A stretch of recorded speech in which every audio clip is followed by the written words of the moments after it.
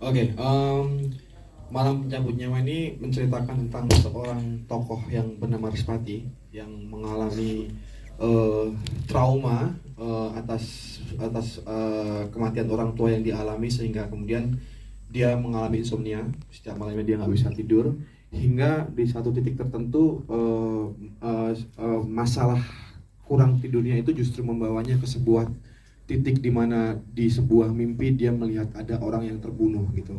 Nah, dan dari situ kemudian Respati ini berusaha mencari tahu apa yang sedang terjadi dengan dirinya dan apa yang sedang terjadi dengan mimpinya, karena ternyata mimpi itu tuh benar-benar terjadi di dunia nyata gitu. Akhirnya Respati ini bersama teman-temannya yaitu Tirta dan Wulan, itu mereka kemudian mencari penyebab dari akar dari masalah ini, apa yang sedang terjadi, apa yang menjadi masalah bagi mereka, dan kemudian proses pencarian dan proses investigasi yang berusaha memecahkan misteri itu justru mempertemukan mereka sama bahaya-bahaya yang lain gitu, sehingga malah justru nyawa mereka terancam gitu. Hingga titik tertentu justru mereka masuk ke dalam lubang di mana nyawa mereka dalam bahaya, dan mereka harus menyelamatkan satu sama lain untuk kemudian bisa lolos dari sosok yang mencekam yang berusaha untuk menghabisi nyawa mereka. Nah, kira-kira ceritanya seperti itu. Lalu kemudian kenapa saya tertarik dengan Malam Pencabut Nyawa ini? Jadi sebenarnya memang Malam Pencabut Nyawa ini didasari dari IP sebuah novel, yaitu Respati, kayak karya J.P. Ragil gitu. Waktu itu dari pihak base kemudian menawarkan saya untuk mengadaptasi bersama Tiok, penulis dari base gitu, untuk menceritakan ulang cerita tentang Respati ini gitu.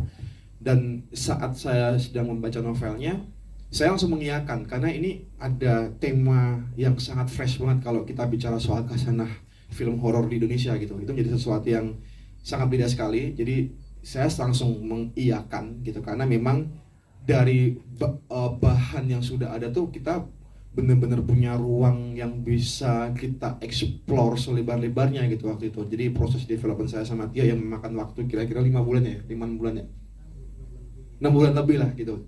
Di 6 bulan lebih itu kita benar-benar mengeksplorasi banyak hal, karena memang kita bicara soal dunia mimpi, dunia yang tidak terbatas, dunia yang begitu liar, dunia yang begitu imajiner gitu, dunia yang benar-benar bisa kita bikin seperti hal-hal yang tidak pernah dilihat sebelumnya gitu. Artinya ada cakupan visual yang benar-benar kita coba explore sampai ke titik tertinggi, di mana ini akan menjadi pengalaman saya untuk menciptakan sebuah visual yang kompleks dan rumit gitu. Jadi ya dari situlah kemudian saya sangat tertarik dengan untuk mengeksekusi film ini. Yes, itu dia Mas Siddhartha Tata. Terima kasih jawabannya Mas Tata.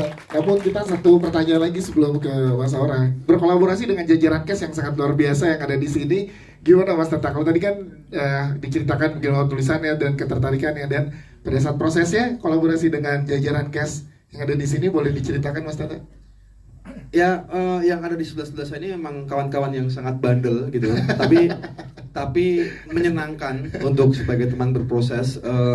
Mereka bandel itu bandel dalam rangka mengeksplorasi kebutuhan masing-masing karakter gitu. Jadi mereka punya, jadi saya kayak semacam bersama teman-teman acting coach gitu, kemudian mencoba untuk mengasih mereka apa ya, kayak konten-konten dari kebutuhan karakter yang memang kami butuhkan. Tapi kemudian mereka, yang saya merasa sangat beruntung di sini adalah saya punya jajaran teman-teman yang sangat profesional yang benar-benar mencoba mengeksplorasi karakter yang memang pengen mereka ciptakan sampai titik terdalam yang mereka punya gitu, sehingga ya jadi sangat menarik aja gitu bisa berproses dengan orang-orang ini, karena benar-benar mereka sangat ngasih bahkan 150% menurut saya dari kebutuhan yang memang saya bikin gitu. Jadi sesuatu yang luar biasa sih. Oke, siap. Terima kasih Mas Tata. Nanti kita akan tanya juga dari sisi cast seperti apa ya. Oke, sekarang kita ke Mas Aura dari Base Entertainment. Mas Aura, menarik karena di sini kita lihat ada potensinya yang sangat luar biasa dari Malam Pencabut Nyawa. Seperti apa sih Mas? Dan juga boleh ceritakan juga keterlibatan para investor di sini seperti apa, terutama ada baru karena base ini selalu prinsip base ini adalah kolaborasi.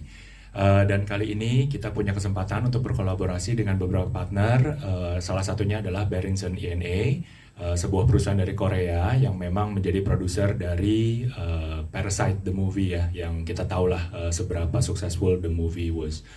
Satu hal yang saya juga sangat bisa share dan saya rasa menjadi kabar yang sangat baik bahwa film kita ini mendapat sambutan yang sangat luar biasa, bukan hanya dari Indonesia tapi juga dari beberapa teritori dan international audience lah, untuk yang memang mulai mengenal dan sudah sangat haus dengan konten-konten dari Indonesia. Nanti detailnya bisa kita share sedikit, mungkin tidak hari ini tapi akan kita share. Kita akan ada tayang di mana aja, karena kita juga udah mensecure beberapa daerah, beberapa teritori untuk yang sudah confirm untuk akan menayangkan film Malam Pencabut Nyawa ini. Dan bersama Berrinson kita juga berhasil membawa film Indonesia ini, si Malam Pencabut Nyawa ini, ke beberapa film market yang mendapat respon sangat positif juga dengan hasil yang sangat baik juga. Jadi saya rasa ini bisa jadi angin segar buat bukan hanya untuk Malam Pencabut Nyawa tapi untuk semua teman-teman pelaku industri dari film Indonesia. Saya percaya kalau filmnya memang diproduksi dengan baik, punya elemen yang kuat, punya storytelling yang solid, dan dikerjakan sepenuh hati dengan sepenuh berkomitmen untuk menciptakan suatu film yang emang komplit dan lengkap, itu akan direspon bukan hanya di Indonesia tapi juga di kancah global lah basically. Ya, berarti nggak visinya